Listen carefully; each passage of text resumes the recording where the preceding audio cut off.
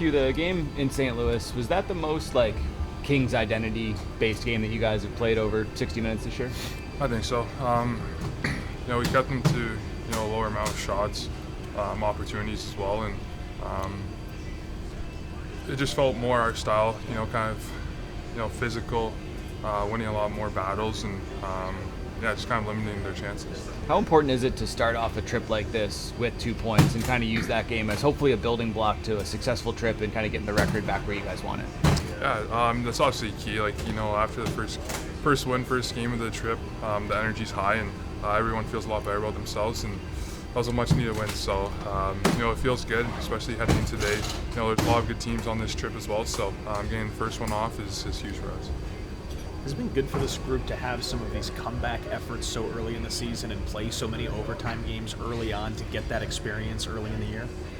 Yeah, it's good. Obviously, you don't want it to be that close, but that's just how the games are going, and it just shows great resilience from us that we get down early, which is not ideal, but able to come back and just force some points out of those games that maybe we shouldn't have.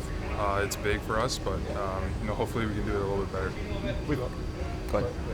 On the penalty kill, I know taking less penalties is a big part of it, but do you have to make any adjustments on the penalty kill, or if you had to from last year? Have there been changes where the opposition has kind of been approaching power play? Honestly, for us, it's been the same penalty kill. We just took a lot of penalties and given you give a good power play a lot of opportunities. There's a lot of skilled guys in the NHL. They're going to find a way to finally get one past us. So limit their opportunity. I think we'll be a lot more successful. But in that, we got the right system, right tools, and everything to handle that. So I think moving forward will be a lot better. With Kopi out, there's a lot of minutes that come up for grabs, a lot of difficult minutes. How do maybe yourself and some other guys try to take on that added responsibility of doing just a little bit more to help fill, what he always brings? Yeah, he brings a ton, not just on the ice, but in the locker room as well. So I think a lot of guys have done a good job, stepping up, kind of trying to fill the void as much as we can with, without Cope. But, a lot of responsibility, D-zone draws, just key draws in the game. That guy's got to step up in that, and big minutes as well. So I think we've done a good job in that, but he's definitely missed. What did you learn from last season, both playoffs and regular season, that's helped you early on when maybe not getting off to as quick a start? Yeah, I feel like last year there's a lot of playoff teams that didn't get off to a great start. So I mean we played 7 games, so out of 82, there's a lot of time. We're kind of just getting back to our groove. We got some new additions as well. Everyone's just kind of feeling each other out, but I feel like last game was a good step in the right direction. I feel like we got something there. Some movement with the line since opening night, and you and Kevin have played with Joel Armia quite a bit. What has he brought to your line to play with the two of you? Yeah, Armia's a great player, and he was a great pickup in the offseason as well for us. He can play anywhere. He can score. He has a ton of skill. He's getting to the net. He's forechecking. He's coming back defensively. So he's kind of doing everything, with us as well. And he's been a great fit with us. Did Tuesday's win over the Blues feel like the most like the Kings style game that you've played this year, kind of stylistically?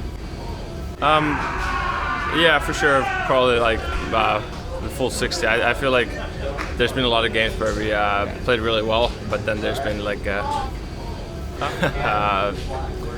bad 10 minutes or whatever, and that's been causing us the game. But I think we played a really good game. Was it frustrating?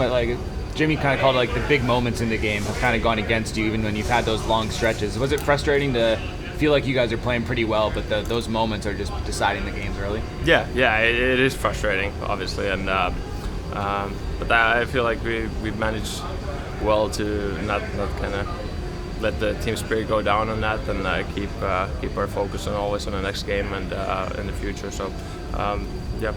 How do you, as a forward, like the rotation where you're not always playing with the same guys? Like you're with Kevin and Q, but Jimmy does kind of like to move the forwards around from shift to week. It's fine. I mean we have so many great players on this team, so it doesn't really matter who you play with. So yeah, it's okay. When you guys have had some of these games early in the season, not just the overtime games, but some games where you've battled back in the third period, this last game had the lead and then had to hold on to it in overtime. To have those games and moments early in the season, is that a benefit to have some of those early on as you go further and further into the year? Yeah, for sure, and I think that's it's also a sign of us not kind of or us playing good in games.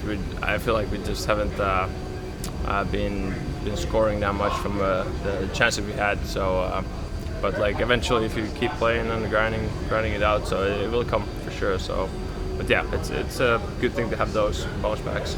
Every team is different to play against. What challenges do Dallas pose for you guys? Big team. They skate well, have a lot of skill.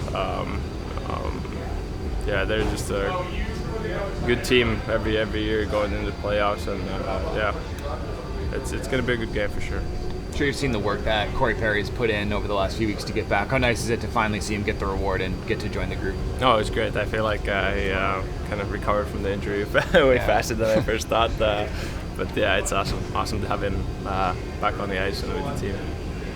In the last couple of days, we've seen Kopi in the full contact. Is he close or maybe an option for tonight's game? We had Morsey didn't practice yesterday, so we wanted to get him some different reps. It was a pretty light practice as far as physicality, so I would say he's still a ways away. Saw Morsey out there today, all good to go, likely for him. Yeah, he'll be fine. With Kopi out, has this been an opportunity for a guy like Quinton to maybe see how he takes a little bit bigger piece of the pie, knowing that Kopi isn't going to be here forever?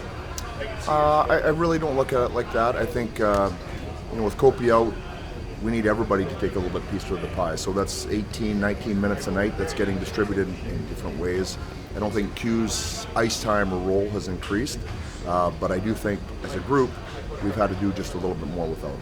Maybe not just for Q then, but just like a little bit of a looking ahead moment of like, hey, when Kopi isn't here, a lot of different guys have to step up and kind of grow in that way. Oh, we haven't looked that far ahead. I can see where you're going with the question, and it really is a fair question. But yeah, we haven't, that's, we got it right between the lines here. We got our hands full with October 23rd today, whatever day it is. So that's where we're at, yeah.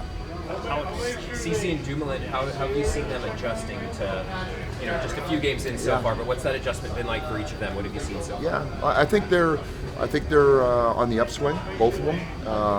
It takes a little time when you adjust to a new team, new systems, all that kind of stuff. Everybody goes through it. But yeah, we really like where they're starting to get going. I think our ice time between our defensemen is starting to spread a little bit, and those two guys have done a good job. Alex LaFerriere, we know that you guys have seen that opportunity to put him in the middle, and he's been working on faceoffs. But last game gets the goal. What did you think about his 60-minute effort the other night in the middle and with the top line? Well, I thought it was good. So the biggest concern is faceoffs. That's really hard for a guy who's played wing. So that one comes with time.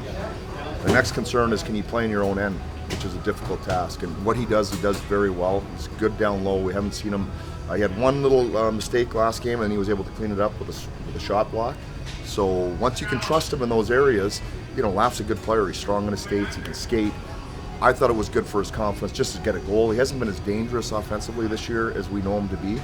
So that was an important part, I think, just for general confidence. But playing center, not a problem for him whatsoever. When you look at Perry's game from start to finish, what's your overall take on his game? Well, I tell you, I didn't intend to play him almost 15 minutes. So the first impression kind of speaks for itself. I thought he was going good. He adjusted to the speed. He was one of our more dangerous players in the offensive zone, which is what we've come to expect from him. So yeah, and he didn't fade as the game went on. A lot of times you get the adrenaline going early and maybe you start to fade.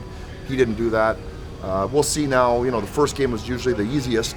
We'll see as the grind gets in where he goes, but really strong first impression. The Carolina game, I remember you were really disappointed with not being ready for a start you knew was coming. This building at the start always feels just very important. Is that just a big point of emphasis? I know it always is, but especially in this one. Yeah, I think the way I look at it is St. Louis game. So we came off that game in Carolina. St. Louis, we were ready to go at the drop of the puck. So there it is again. So we have to bring that same mindset the way we started St. Louis, desperate, fast, hungry to be first to the puck, so right from the opening whistle, to tonight. There's no question. That should really be a theme all year, but there are a couple buildings that seem to get you a little quicker. I think Colorado is one, Carolina is one, Dallas is one. So yeah, there's a lot of truth in what you're saying there. Getting off to fast starts, is it a little tougher when it's an 8 p.m. start as opposed to maybe a 7 o'clock? I don't know. We'll see, but it's 8 p.m. for both teams. You know what I mean? It's a little bit of a disruption to how your normal circadian goes for a game day. But that's just part of the mental challenge. I don't think it's physical. I think it's mental. And so we have to do a job all day getting ready for that puck drop.